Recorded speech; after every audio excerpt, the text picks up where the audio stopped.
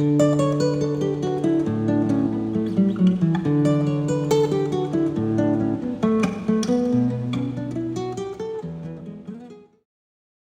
hello there. Welcome back to another episode of Tim's IT Straight Talk. The idea I had today, upon awakening, ironically enough, was to discuss you're crushing it. Keep going. Great job. You killed it today. Your presentation was so on point. Go, girl, slay. Now, everybody's got their own pet peeves, and I think they're unique to the individual. I'm no different. Because I make my living with public speaking, professional writing, I get hung up on words. A lot of my pet peeves deal with usage and language, no surprise.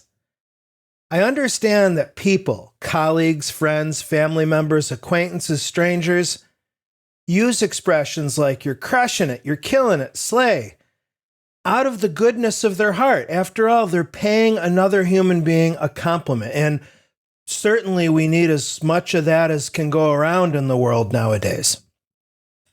But then why do those terms bother me so much? And why do I cringe inside every time I hear it? And I've heard it a lot. I mean, I appreciate when I get those compliments, and I always just say thank you in response. But inside, I cringe. You could accuse me of thinking too much into this, whatever. I can't control what other people think. This is simply my own opinion.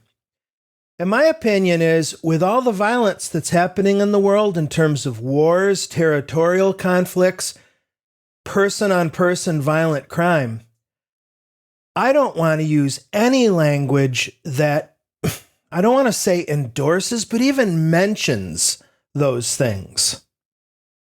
You're crushing it means you're doing a great job, or you did a great job, really impressive. And sometimes, to be cheeky, very few times, I've replied, what is it I'm crushing? I could get an empty can, an aluminum can, and crush that. Being literal and autistic is very much one of the same thing. But crushing is pretty aggressive. It's a destructive, not a constructive action. You killed it today. Go out, kill it today. Kill it. There's people being killed right now. Really killed, as in end of their life killed. To use that term with business or any positive achievement is grotesque to me and just patently beyond the pal-off limits. But it's one of those things that when certain expressions get integrated or grooved into popular culture, I guess people don't hear that meaning when they use that term. Again, I want to reiterate, I understand that in the vast majority of cases, people who use these terms are doing it in a context of compliments. And that's positive and that's good. But the word choice, it just doesn't do it for me. Slay.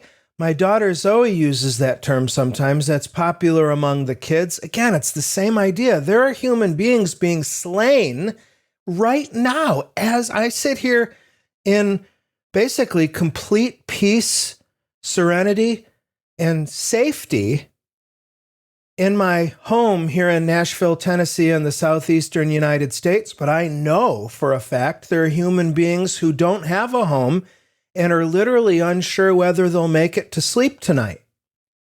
So I just find using any word like that to be off the map. And you know, looking back at my time as a Microsoft full-time employee, of all the employers I've had over my career in IT, Microsoft did the best job overall at actually having the awareness to avoid that kind of language.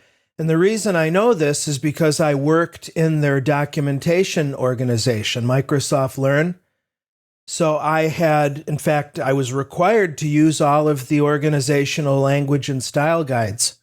In fact, I was given a request once by a program manager on one of the Microsoft Azure engineering teams to make some modifications in the docs where they talked about whitelisting. It dealt with firewalling and dealt the original text. And it wasn't just in the docs, it was in the Azure portal and so on. So it became, something that we really had to track down and fix.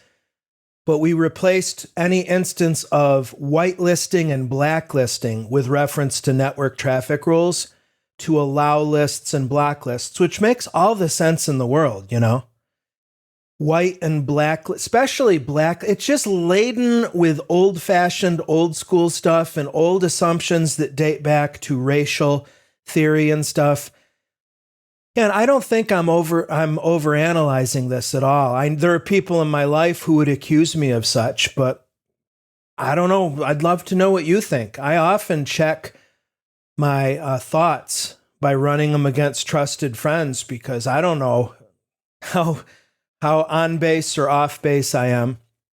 But I thought that was a brilliant and an important change.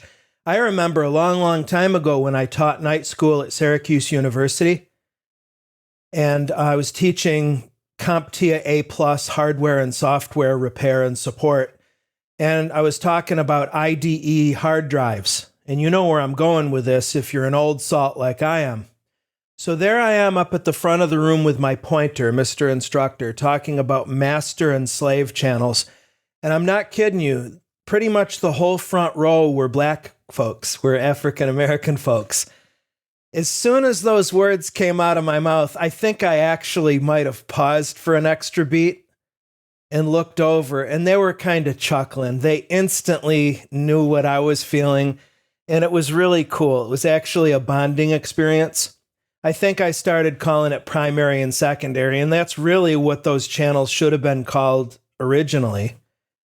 But there you go, another example of that. So I guess the lesson in this lesson is to be aware of the words you use, however informally, because, just because everybody else or seemingly everybody else says something in business doesn't mean that it's just automatically cool for me to say it. I need to run it against if nothing else, my own internal filter, which I've done with this crushing and killing stuff. And I thought, I'm not only not going to use that, I'm going to actively avoid it in my own actions. I mean, I wouldn't say this to somebody else. If somebody were, maybe I would. If somebody were reporting to me, I might informally mention it.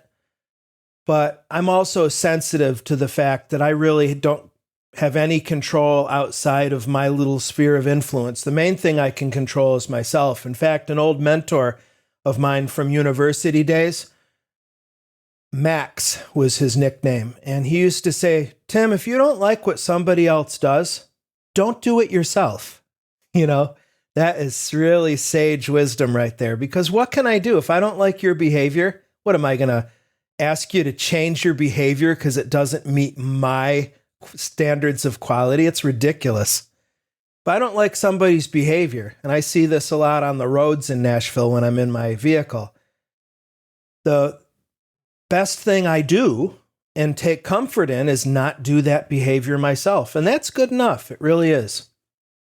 I have another subject. I don't know if I'm going to record the video now or another day on speech dynamics, because one of my special interests is fraud and scammers. And you're probably aware of Elizabeth Holmes and Theranos. I'm not talking about her fake voice, but when you listen to her speech, it's just so overly manicured and overly processed.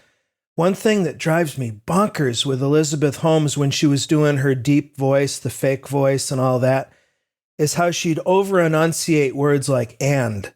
Instead of saying and, she'd be like, and. You should listen to it. Go to YouTube and look up some Elizabeth Holmes interviews and speeches. She speaks really slowly and methodically, and she uses pauses, and she uses conjunctions like and to join her pauses, and she's like, and. It really bothers me.